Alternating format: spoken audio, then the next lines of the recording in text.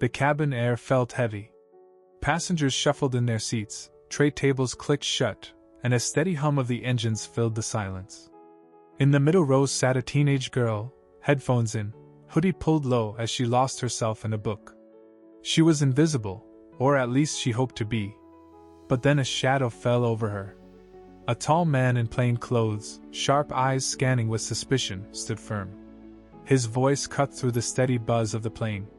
"You! Take that hood off! What are you hiding?" Confused, the girl looked up. She slowly removed one earbud. "I'm just listening to music," she said softly. The man didn't soften. Instead, he leaned closer, flashing a badge that made the passengers nearby stiffen. An Air Marshal. His authority wasn't to be questioned.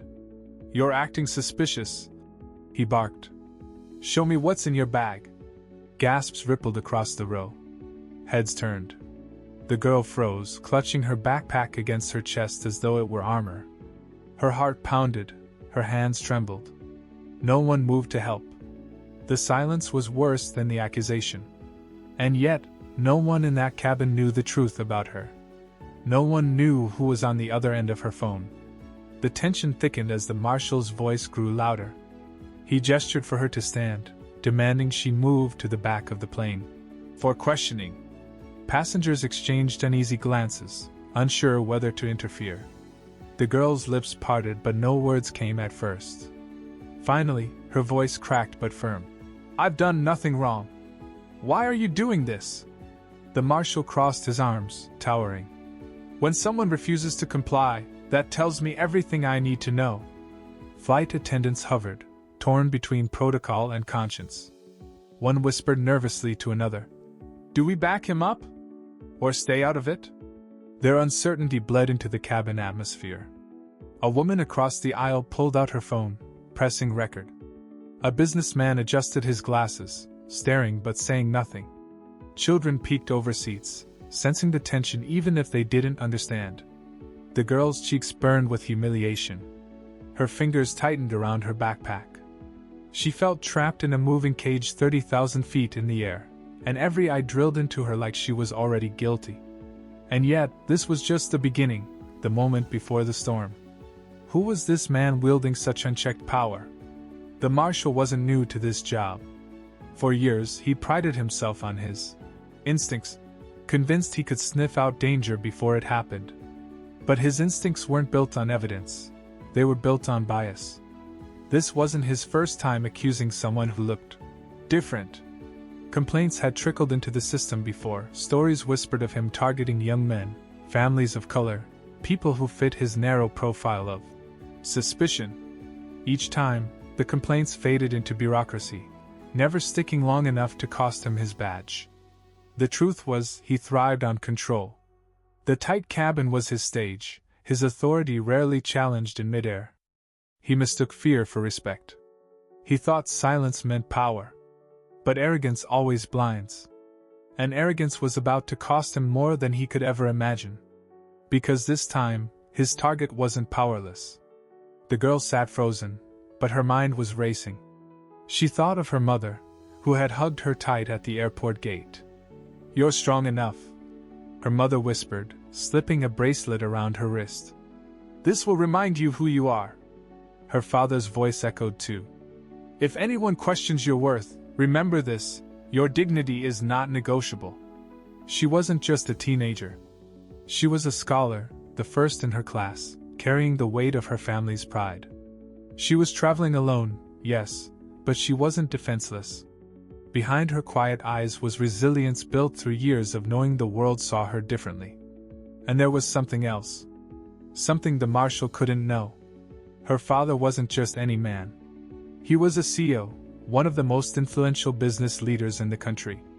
His voice alone could shift contracts, ground planes, and topple reputations. And that bracelet on her wrist wasn't just comfort. It was courage, the reminder that she was never alone. The strength she carried was about to turn the tables in ways the marshal couldn't begin to imagine. "Stand up," the marshal snapped again. His grip tightened on her arm. The teen's heart raced as she whispered, "I'm not moving." Passengers stiffened. The tension crackled like static. Some shook their heads, others filmed, but no one spoke up. The flight attendants froze in a painful silence. The marshal leaned in, voice low and threatening. "If you don't comply, I'll have you restrained."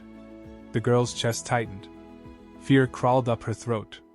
But then, through trembling fingers, she reached into her pocket, not for a weapon, not for anything dangerous, but for her phone. The marshal sneered. "Who are you calling? That won't save you." But it would. Because the name she dialed wasn't just Dad. It was the name of a man whose authority stretched further than this marshal could comprehend. And when his voice came through the speaker, the cabin fell into silence.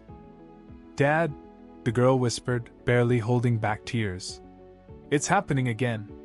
The deep, steady voice of her father filled the air, strong enough to still every whisper.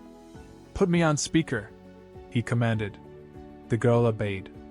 The cabin shifted. Suddenly, every passenger leaned in. The marshal straightened, caught off guard. "This is CO James Carter," the voice thundered. "Who is laying hands on my daughter?" The marshal hesitated, then stammered his name. His confidence faltered. "You will release her immediately," the father demanded. "You will not move her, you will not touch her, and you will apologize. Or this flight will not reach its destination." Gasps erupted. Passengers' phones tilted higher, catching every word. The airline crew paled. "This is unlawful profiling," the father continued, voice sharp as steel. "And I will ensure accountability. Every contract. Every investigation. Every headline. Do you understand what you've just done?" The marshal's face drained of color. His grip slackened. He looked around, but the crowd was no longer silent in fear. They were witnesses, ready to expose him to the world. The balance of power shifted in an instant. The hunter had become the hunted. By the time the truth came out, the marshal's career was already finished. By the time the wheels touched down, the story had already taken flight online. Clips of the confrontation flooded social media. Hashtags exploded. Hashtag flying while black. Hashtag justice in there. Hashtag grounded for good. Outrage poured in from every corner. Journalists grabbed the footage, and within hours it hit national headlines. Commentators debated not just the incident, but the system that allowed it. Leaders demanded investigations into racial profiling in the air. The airline scrambled into damage control, issuing statements that rang hollow in the face of viral proof. What was once one man's unchecked arrogance became the downfall of a career, a scandal that couldn't be contained. But what mattered wasn't just punishment. It was the lesson the world couldn't ignore. The teen finally reunited with her father at the terminal.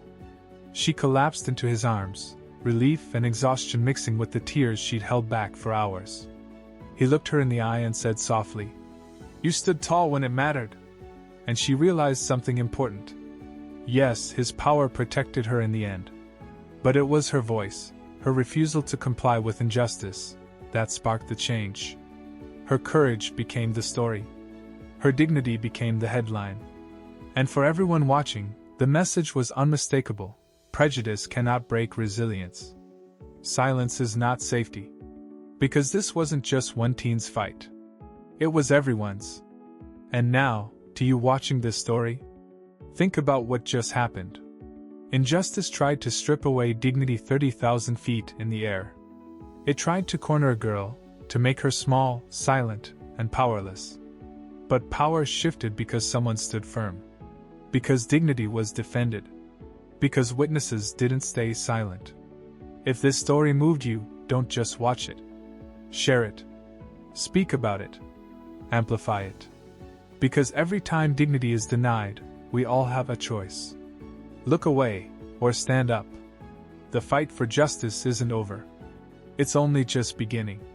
So subscribe, share, and remember, when dignity is on the line, silence is never an option.